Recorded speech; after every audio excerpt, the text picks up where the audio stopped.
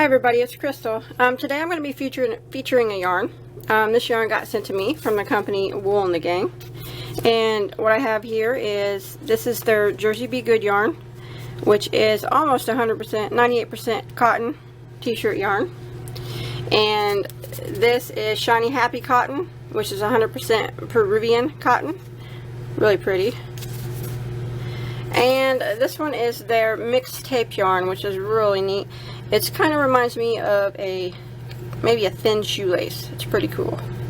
I haven't used it yet. I'm getting ready to use it, but I can already tell that I like it. It is a nice, high quality yarn. I mean, it's really pretty colors too, if you can see the mix in it. Really nice, really nice. But today I'm going to be using with this, with their Jersey Be Good yarn. So I'm going to set these to the side. And like I said, this is the t-shirt yarn. It's 500 grams, which is approximately 100. Roll is approximately 110 yards for those of you that go by yards. And I'm going to be using a size N, which is a 9mm crochet hook.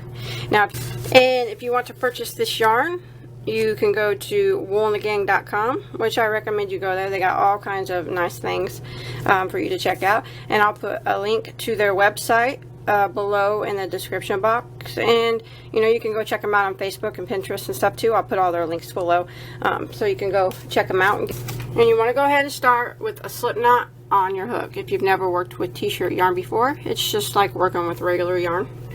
Only I use quite a bit bigger of a needle. But it's all the same stitches and everything.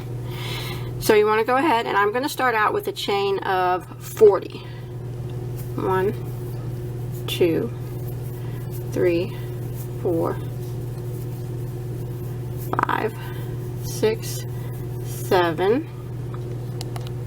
Okay, once you get your chain of 40 made, without twisting your chain, you want to follow it down, and we're going to slip stitch into the very first stitch way down here. We're going to form one large ring. So I just go ahead and go into your first stitch and slip stitch. We're actually going to work, this would be the bottom of your bag, we're going to sew it up later at the end. So we're working from the bottom up. So now what you want to do is chain 3. 1, 2, 3. And that chain 3 is counting as a double crochet. Now I'm going to work 1 double crochet in every single stitch all the way around the whole ring.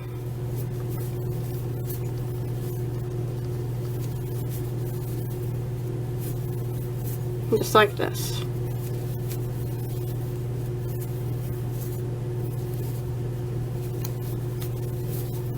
And you want to do that, 1 double, in every stitch all the way around your entire ring until you get back to the beginning. And you should have a total of 40 stitches when you get back around. Okay, once you made it all the way around and you counted and you have 40 stitches, counting this chain 3, counts as 1. You want to go ahead and slip stitch into the top of this chain 3 here. And it's like that. And that's what it looks like so far.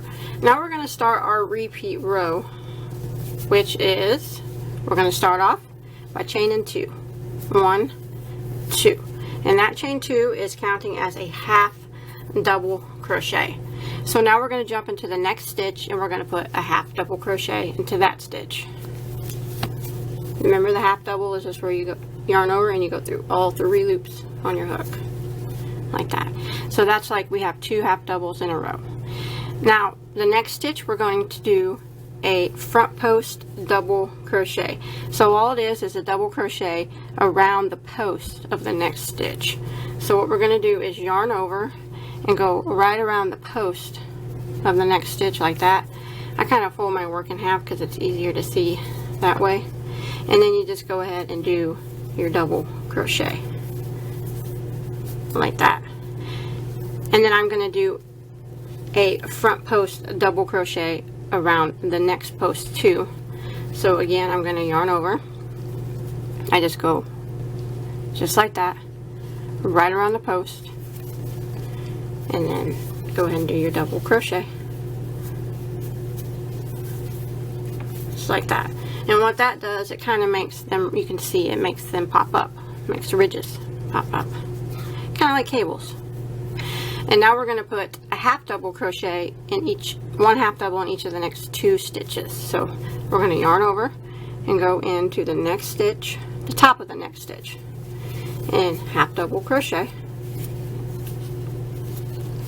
And then we're going to go in the next one and half double crochet, like that. And now over the next 2, we're going to do front post double crochets over the next 2 again.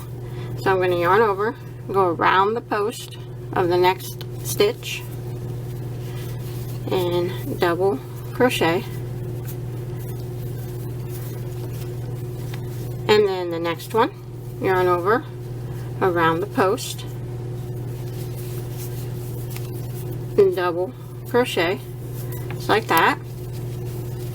And now 1 half double crochet in each of the next 2 stitches. So we're going to yarn over, go into the top of the next stitch, and half double crochet, and then 1 half double into the top of the next one.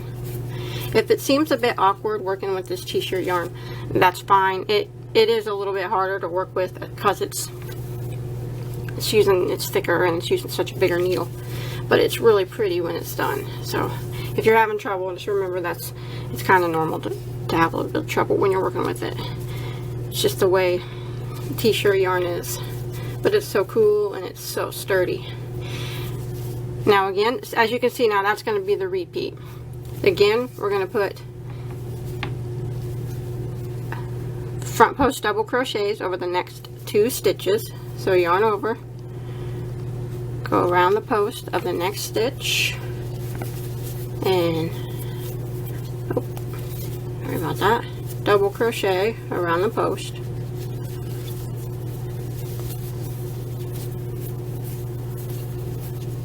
and then double crochet around the post of the next stitch,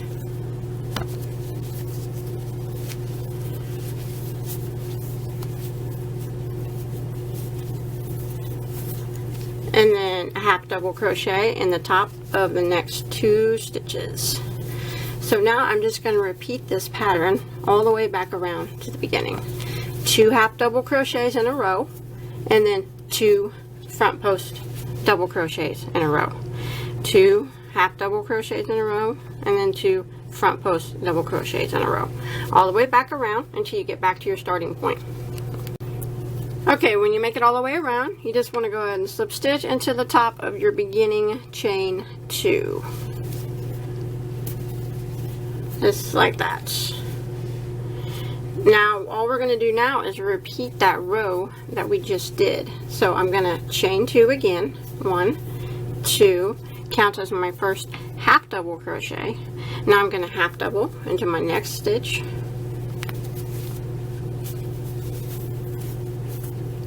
like that. And now I'm going to do front post double crochets along these posts right here. So I'm going to yarn over and go right around the post of that previous stitch and double crochet, and then again the next one right around the post here. You can see it sticking up, double crochet around that post,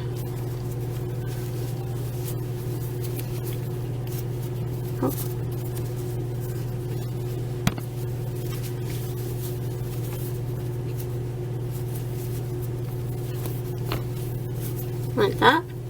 And now I'm going to half double crochet in each of these next half double crochets, 2 of them there from the previous round.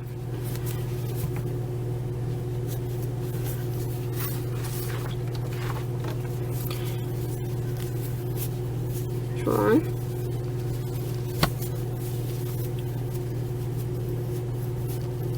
2, just like that. And you can see the ridges are starting to line up.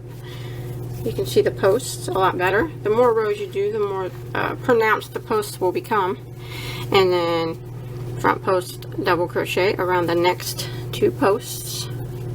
So the pattern's really easy from here on out. It's just what we're doing now.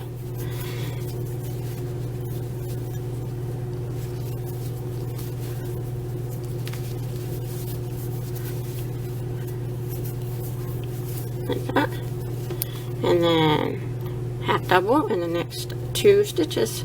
So I'm just going to repeat this pattern all the way around, and I'm going to keep repeating this same row until I get my bag the height that I want it to be. And you can always do as many rows as you want, but I'm going to continue going around for a few more rows, and I'm not quite sure how many I'm going to do, but I'll let you know here in just a second how many total rows I do.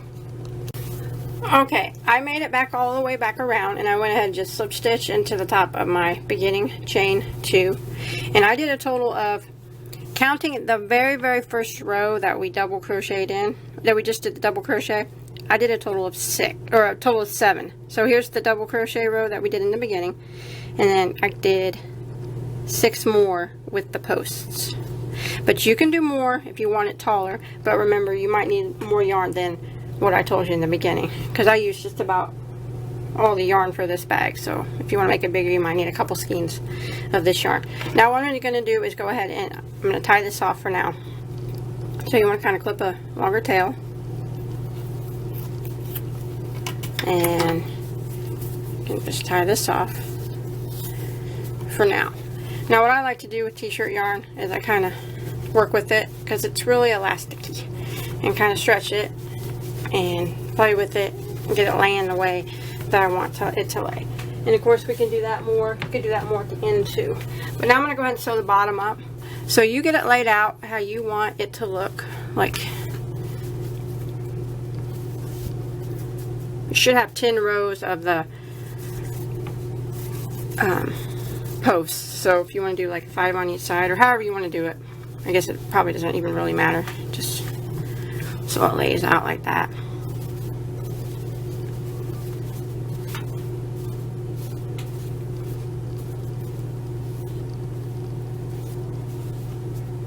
Okay, once you get it laid out how you want, we're just going to sew it together. And I'm just going to slip stitch it together. I'm keeping the right side of it facing me. And I'm just going to start down here in the bottom and go through a stitch on this side and a stitch on this side and pull my yarn through. You want to leave a longer tail, because so that way you'll have enough to kind of weave it in, and pull through like that. And then I'm going to chain 1, and now I'm going to go into the next stitch here and the next stitch on this side and slip stitch like that, and then the next stitch here and the next stitch on that side and slip stitch. And I'm going to do that all the way across. I guess it's kind of hard to see, but the next stitch here and the next stitch on the other piece and slip stitch just like that. And I'm going to do that, slip stitch it together all the way to the end. Okay, when you make it all the way to the end, you want to clip a longer length, pull it through here, and clip kind of a longer length of yarn.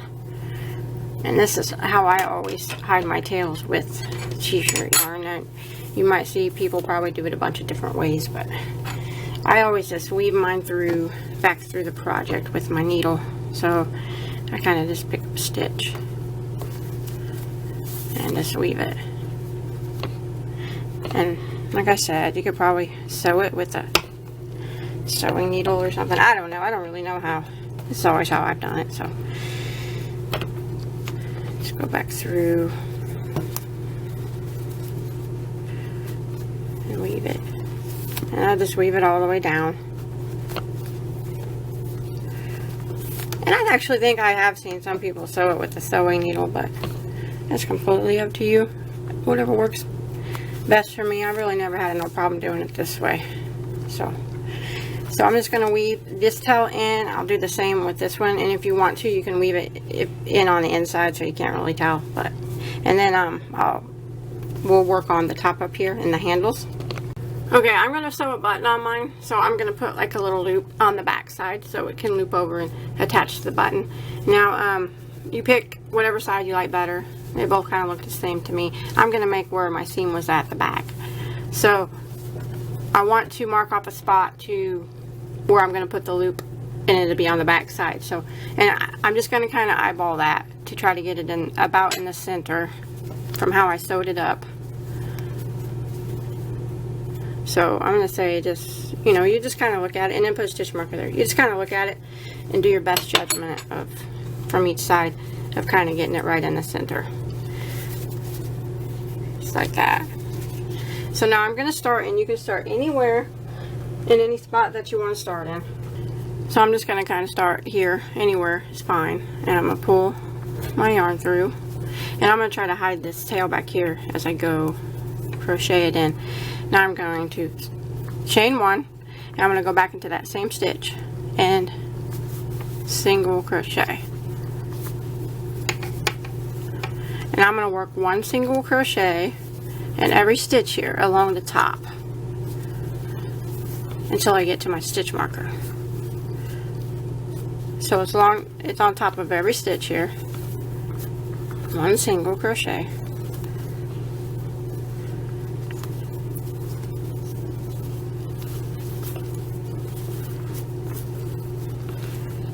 Okay, I'm about to my stitch marker here where I'm going to put my little strap or kind of a loop.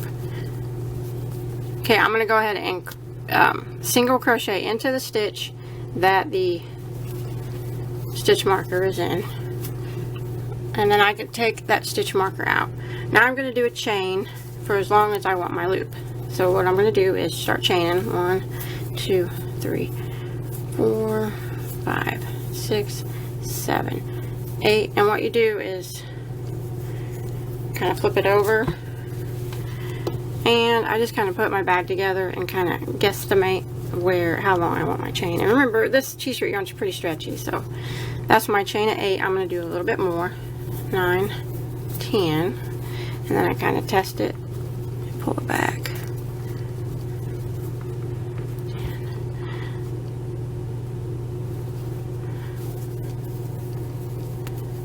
See what? Okay, I did a chain of 12 for mine, which you can do, you know, that's not set in stone, but that's how many it took really to kind of stretch it over. And now I'm going to go back into that same stitch and single crochet again, just like that. So there's your loop, and you got the 2 singles in that same stitch. Now I'm going to continue working around, putting 1 single crochet in every stitch along the top until I get back to my starting point.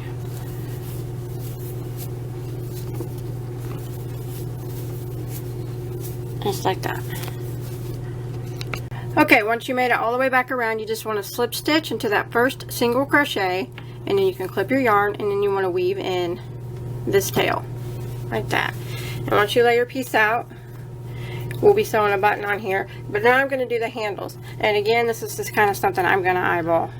I'm going to put, and you feel free to do your handle any way you want. You can buy handles, you can make your handles any way you want. You can put 1 long one, 2 short ones, 2 long ones, 1 short one, whatever you want.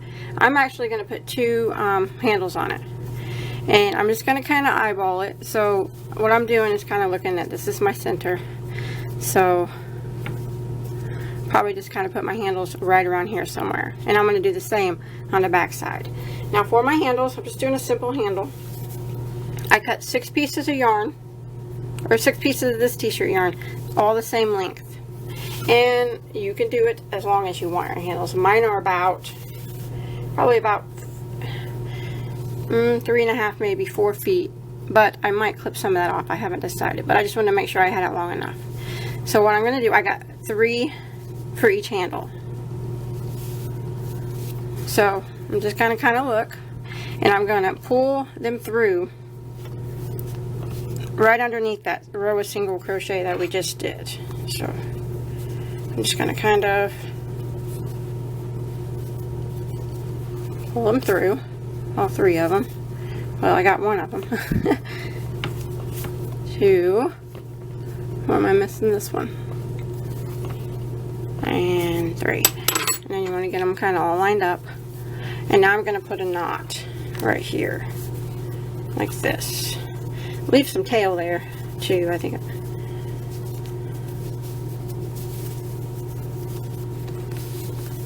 Like that. That way it won't pull through. If you want to do another knot, you can. You can put 2 knots. And I'll clip this later.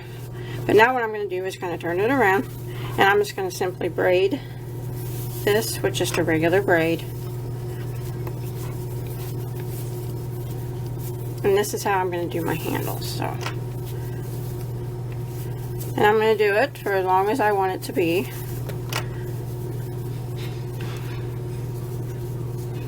And again, you do not have to do your handles the same way that I am.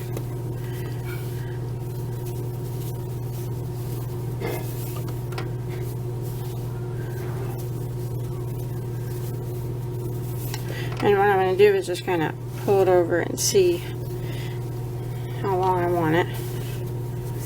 So I'm just going to keep braiding it.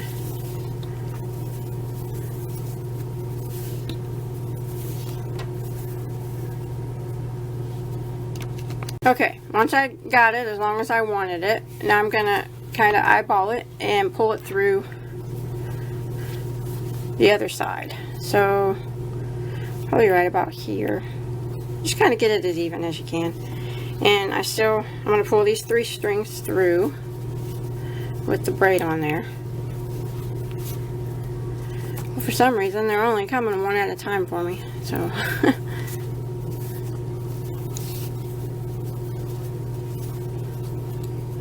maybe if I wrap them around my hook. There we go. Pull them through. Again, I'm going to knot it just like I did over here. And if you want to do a double knot just to be safe so it doesn't pull through, you can. I think it's pretty safe though, but you can do 2 if you want.